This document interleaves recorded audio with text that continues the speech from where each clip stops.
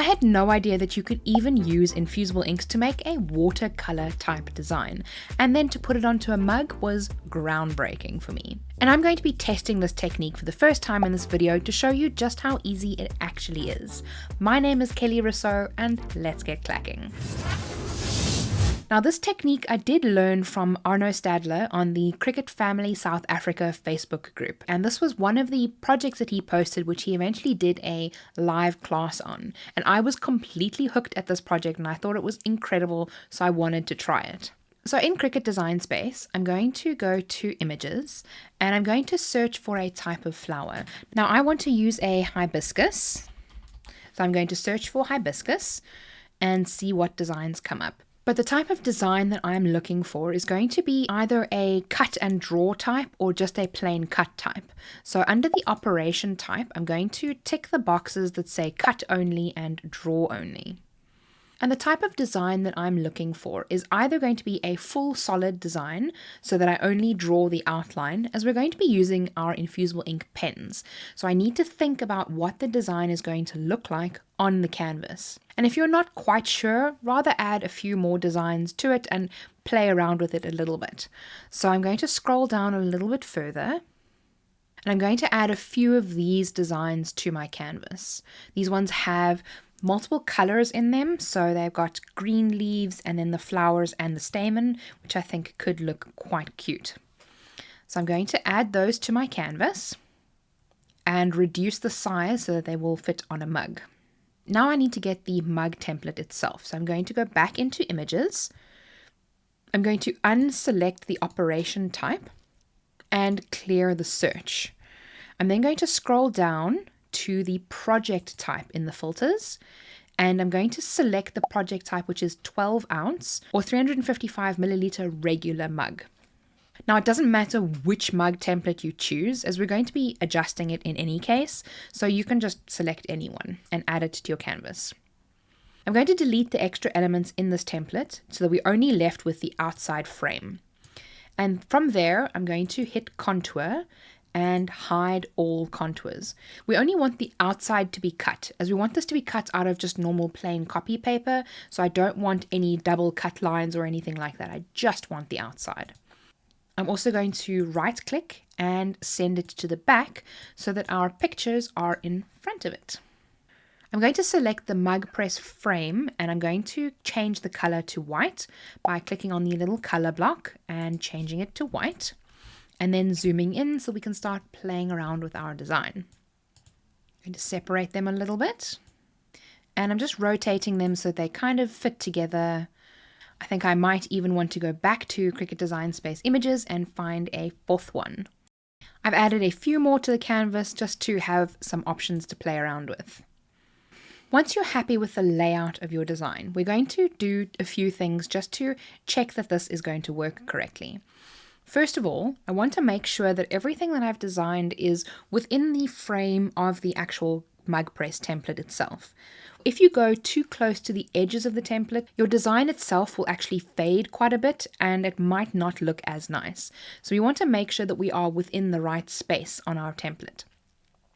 So I'm going to select the mug press frame. I'm going to hit Contour, and I'm going to add in the block that looks like it's a solid block on the outside, because that will show you where the edge of our actual design needs to be. So as long as the elements that I've designed are inside that line, we should be good to go. And if you see that there is a little bit of space, you might even be able to increase your designs a little bit and get them to sit just on that edge line. And once you're happy with that design, then I would suggest removing that outside block, as you don't want that to actually cut out at all. You want it to be just solid. The next thing that we need to do is make sure that the designs themselves, so the actual hibiscus flowers, are ready to be drawn, because as it stands now, they will be cut, which is not what we want to do. So we want to draw them with our Infusible Ink markers. So I'm going to select each of the flowers by holding in Shift on my keyboard and just selecting them. And I'm going to go to the operations section where it says Basic Cut. And I'm going to change it from Basic Cut to Pen. Now you will notice they do look a little bit strange, but we need to change the actual marker itself. It's currently set to a 0.4mm style pen, and the marker is quite a bit thicker, so the design will still change quite a bit.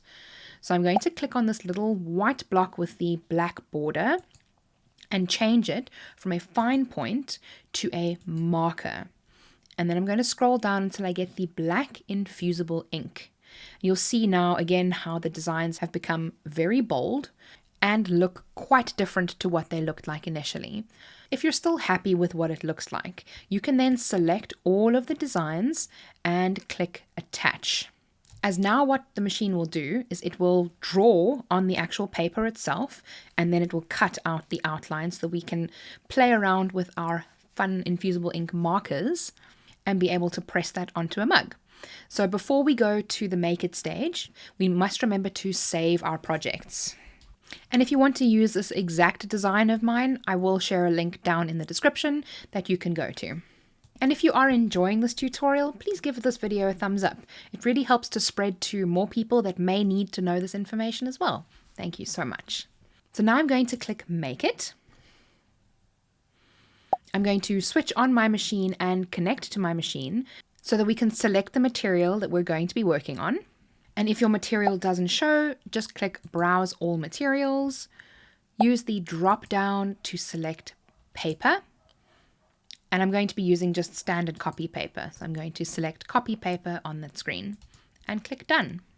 I'm then going to load up my copy paper onto a light grip mat. Please be careful of using a standard grip mat here, especially if it's a new standard grip mat, as that may mean that you won't be able to get your paper off the mat. I'm then going to load my black infusible ink marker into the A clamp, listening for it to click, and then I know that it's inserted correctly. I'm then going to start the machine, and then it will draw everything and cut everything once it's done, and then we are ready to start playing around with the watercolor part of the infusible ink markers. Now that our hibiscus base pattern has been drawn, we're going to flip our mat over and pull the mat away from the paper. Now my paper did tear a little bit in these two places here. I think it's because it's pretty rainy here in South Africa at the moment, and maybe the paper is a little bit moist. But it won't affect our design, so that's fine. Now there are a few white gaps here and there, which I'd like to cover up. So what I'm going to do is I'm just going to take my pen and just cover up those white gaps that I want to remove in the design. And you absolutely can do this in Cricut Design Space before you actually draw the design. I just wanted to choose which gaps I drew in and which ones I didn't. I am going to be using acetone to help move the colors around. And the reason why I'm using acetone and not water, which you can use water, is because the acetone evaporates very quickly. So it won't make the paper too wet. When it comes to water, water evaporates a lot slower than acetone, so your paper will get soggy, which means that you'll have to wait longer to be able to make your mug. And I'm super impatient, so I'm not going to go the water route. I do have a clear piece of acetate that I'm going to be using as my palette, as all of my paint palettes are full of paint, so that won't work very well. So what I saw Arno do on the live was take the infusible ink marker and draw onto the actual acetate. He used a paint palette, but like I said, I don't have one that's clean. So I'm then going to coat my brush in acetone and pick up some of the paint and then paint that onto the paper. Maybe I'll use a slightly smaller brush. Now something that I saw Jennifer Maker do seems to have actually worked. So essentially what you do is you pop off the bottom of the infusible ink marker lids. And I'm using my infusible ink pens for this because I don't really like them. And you take the little spongy thing on the inside out and you squeeze it so that the ink comes out. And then you have a ton of ink in the little paint pan. So we try that. Let's just pop that back in there. Dilute it a little bit. And it is much more concentrated. And now we can paint a lot more easily. So all I'm trying to do here is have the darker pigment, the more concentrated pigment on the inside, and then having the lighter pigment or more diluted pigment towards the outside. So I just keep diluting my brush and going on the outside, picking up a little bit of ink, going on the inside, diluting my brush a little bit, going a little bit further.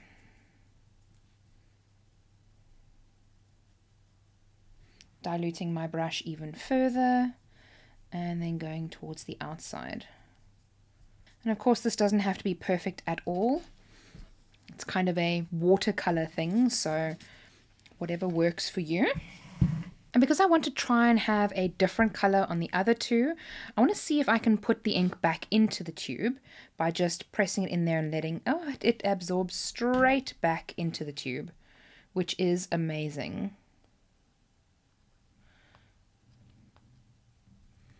So by just pressing the tube back onto the palette, all of that ink is now gone straight back into the pen. So we don't have to worry about wasting, which is my favorite thing. Not wasting, of course. This pink tube is the perfect example of what happens to your pens when you put them upside down. This was at the top, and you see how all of the ink is at the bottom. Amazing. With the leftover ink on the brush, I want to give some paint splashes all over to give it a little bit of fun. So I'm loading up the brush with some acetone and then just splattering down onto the page. And I'm just cleaning my brush in between the colors so that we don't get too much of the color transferring. And then we just do the same steps as what we did with the first color onto the second color. By painting on the color first, going in with a little bit of a deeper color, and then just slowly brushing it out. I'm also not sure how much of the drops will actually transfer onto the mug, so I've decided to add quite a few of them just to see what it's going to look like. I'm just going to give my little acetone nail spout a little clean before I switch over to the green for the leaves. I am going to try a combination of two different greens. So we have mint green and forest green.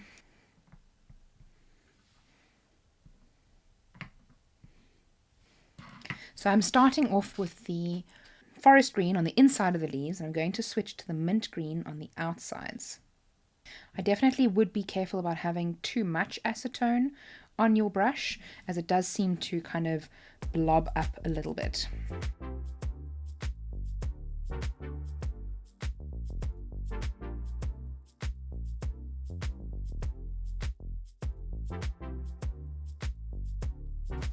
And of course, now comes for the part where if you want to color in the stamen, you can just color those in just normally with the markers, just to finish off the design a little bit. You can give it a little bit of a highlight on the inside. I probably shouldn't have done some of the green dots. I think I got a little bit carried away, but let's put this to the test and let's see what this actually looks like on a mug. So I'm going to clean up everything around me and prep for the mug. While I prep the mug, I'm just going to turn on my mug press, open it up and let it warm up. This is a mug that is specific for sublimation. You won't be able to use any white mug that you buy in the shop. You have to use a mug that is specially coated for sublimation. Before lining up our mug template on our mug, we want to prep some strips of heat-resistant tape. And then we're going to line up our design onto our mug and evenly space it on the other side and evenly space it at the top and at the bottom as well. I'm going to take a piece of heat tape and tape that design down there. And if you want to, you can also tape the bottom and the top of the mug as well, just to make sure that it really stays down and is very tight on the mug. Because you can see that the infusible ink has bled on the outside of the paper, what I'm going to do is I'm going to take a normal piece of copy paper, fold it in half, and wrap that around the mug. From there, I'm also going to put a piece of Teflon over the mug like that so that it doesn't stain my mug press. I'm then going to put my little mug sandwich into the mug press and try and carefully line up the handle so that it sits in the middle once the device is closed. So once you close the device, you see it changes, and you want to just make sure that that lines up to be in the middle of that gap there. So it's a little bit off, but by about 1 millimeter or so. You don't want to have it in the middle when you're closing it, because then it won't line up once it's closed. This is the important part. And now that the mug is in the mug press, we wait the 6 minutes or so for it to cook, and then we can take our mug press sandwich out, and then the fun part comes along when we get to look at our amazing mug. Or at least what we think it's going to be amazing, because we have no idea what it's going to look like. Now that the mug press is almost ready, we're going to prep the cooling bowl. Many people prefer to just let the mug cool by itself, but that's not the method that I prefer to use. I prefer to immediately dunk the mug in warm water to pretty much stop the sublimation process or the infusible ink transfer process.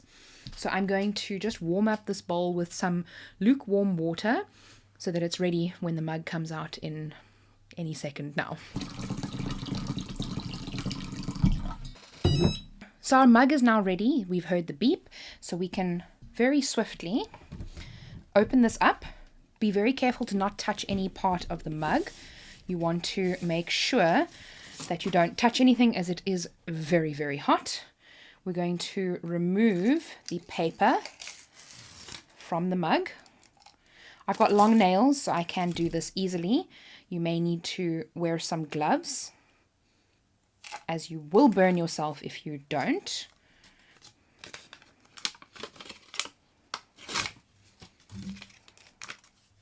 And we're going to dunk the mug into the water.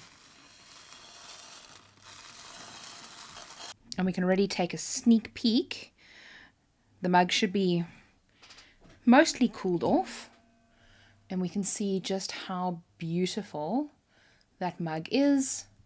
And I even like how the splotches, some of the splotches came out as well. But if you want to learn how to layer infusible ink on mugs, check out this video on the screen. Don't forget to subscribe for more Cricut related tutorials in the future. And remember, be kind to someone today. See you soon.